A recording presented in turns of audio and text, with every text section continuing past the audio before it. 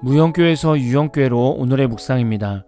오늘은 출애굽기 22장 21절에서 24절 말씀을 묵상하겠습니다. 성경 말씀을 보겠습니다. 너는 이방 나그네를 압제하지 말며 그들을 학대하지 말라. 너희도 애굽 땅에서 나그네였음이라. 너는 과부나 고아를 해롭게 하지 말라. 내가 만일 그들을 해롭게 함으로 그들이 내게 부르짖으면 내가 반드시 그 부르짖음을 들으리라. 나의 노가 맹렬함으로 내가 칼로 너희를 죽이리니 너희의 아내는 과부가 되고 너희 자녀는 고아가 되리라. 우리 주변에는 어려운 환경에서 살아가는 사람들이 많습니다. 여러분이 보시기에 도움이 필요한 사람들은 어떤 계층이라고 생각하십니까? 성경 시대 때나 지금이나 어려운 계층은 고아와 과부일 것입니다. 여러분 주변에 혹시 고아나 과부가 있으십니까? 고아 같은 경우에는 소년소녀 가장으로 힘든 생활을 하기도 합니다.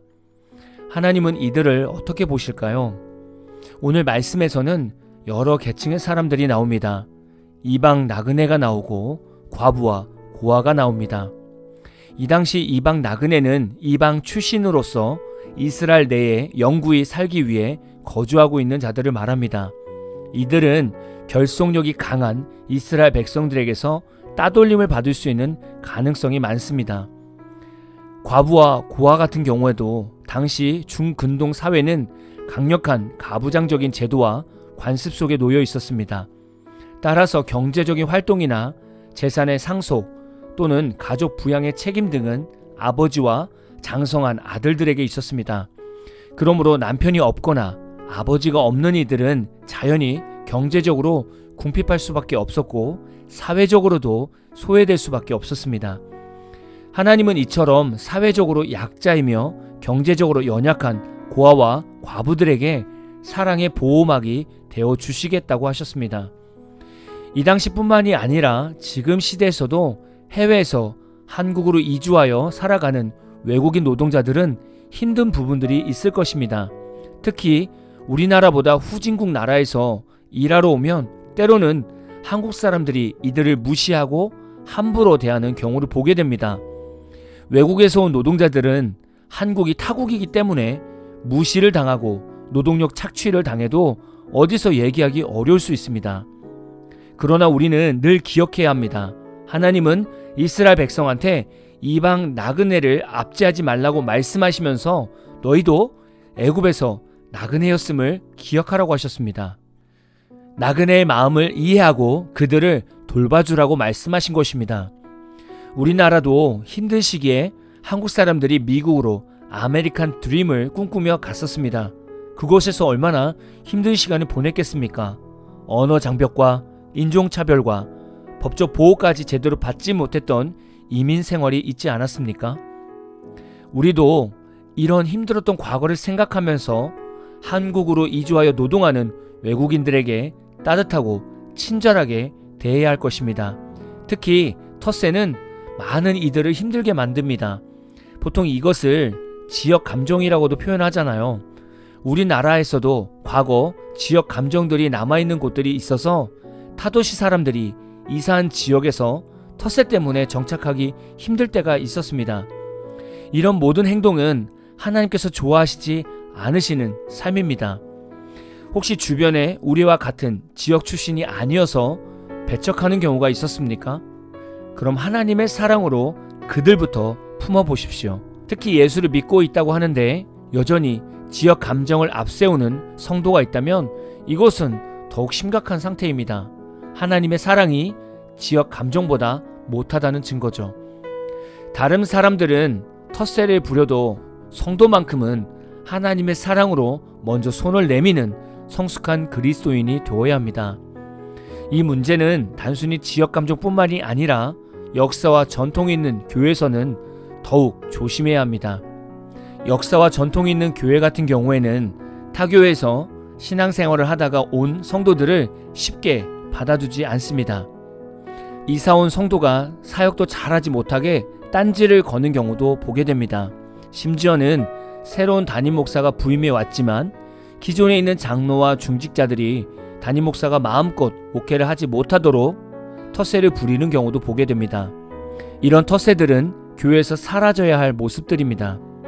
또한 고아와 과부도 마찬가지입니다. 일단 고아와 과부는 삶이 위축되어 있습니다. 경제적인 어려움도 다른 정상적인 가정보다 더 어려울 수 있습니다. 우리가 이들의 상황을 안다면 사회에서나 교회에서 이들에게 도움을 줄 수 있는 방법을 찾아주어야 합니다.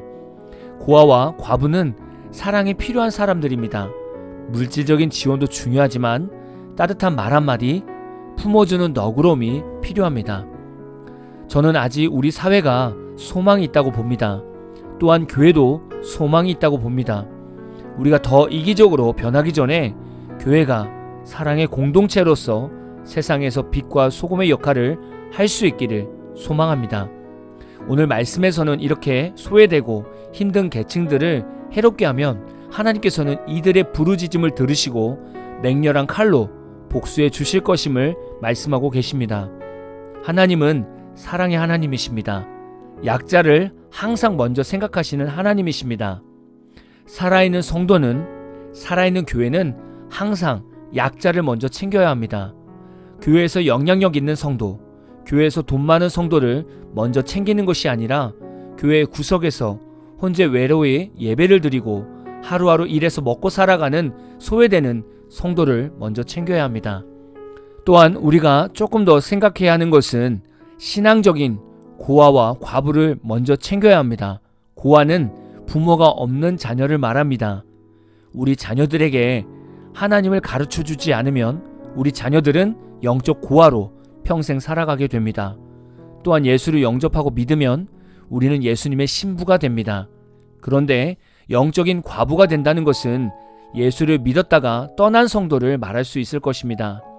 주변이 예수를 믿었다가 떠난 영적 과부를 다시금 돌아보시고 이들이 다시금 예수님과 결합하는 은혜를 누릴 수 있도록 오늘 하루도 우리가 중재 역할을 하기를 축복합니다. 오늘 말씀은 우리가 늘 인식하고 살아가야 하는 사랑의 실천 과제입니다. 눈을 크게 떠보십시오. 도움이 필요한 사람들이 눈에 보일 것입니다.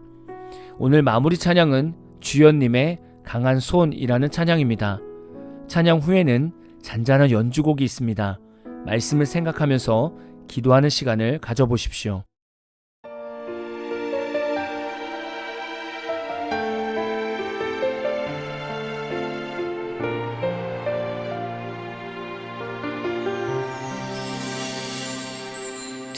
두려움이 내 앞을 가려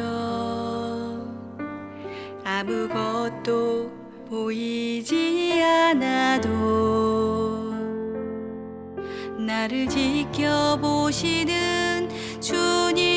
주님이 나와 동행하시네. 욕심이 나를 흔들어 넘어져 지쳐 쓰러져 있을 때 내 손 잡아 일으키시는 주님 나를 인도하시네. 불 가운데 지날지라도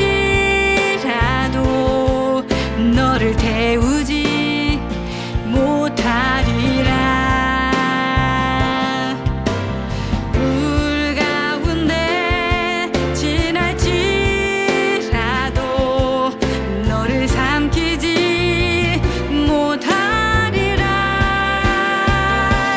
크신 주님의 그 강한 손 날 항상 붙들어 주시네.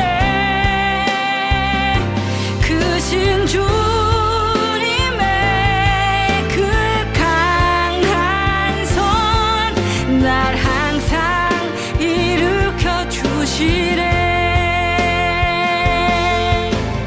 불 가운데